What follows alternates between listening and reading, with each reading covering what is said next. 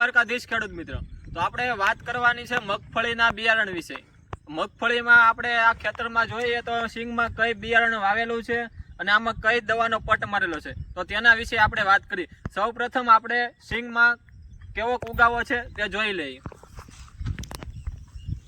ત્યારબાદ ઘણા ખેડૂત મિત્રોને પ્રશ્ન હશે કે સિંગ પીળી પડેલી તમને સેજ પણ દેખાતી નથી, તો આમાં કઈ કંપની દવાનો પટ મારેલો હતો તો તેના વિશે વાત કરીએ આપણે. તો આમાં અતુલ્યા કંપનીનું વેટિકો અને અતુલ્યા કંપનીનું જોસ્ટાનો આ સિંગના બિયારણમાં પટ મારેલો હતો. હવે ઘણા ખેડૂત મિત્રોને પ્રશ્ન હશે કે હવે આમાં આગળની ટ્રીટમેન્ટ શું કરવી. ઘણા ખેડૂત મિત્રોને હવે સિંગમાં ઈલ લાગવાની શરૂઆત થઈ ગયેલી હશે, અથવા એમાં ખડની દવા, સિંગમાં ખડની દવા કઈ છાંટવી, અથવા તો એમાં કઈ ફૂગનાશકનો છંટકાવ કરવો.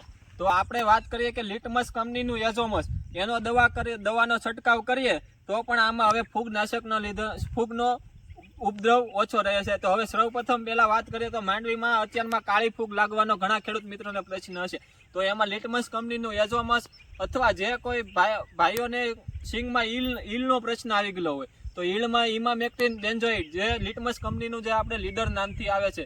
ત્યારબાદ આગળ વાત કરીએ કે હવે આમાં આપણે ખડની દવા કઈ છાંટવી, તો IIL કંપનીનું આચીમેન જે સિંગ સિવાય બીજા બધા ખડનો નાશ કરે છે.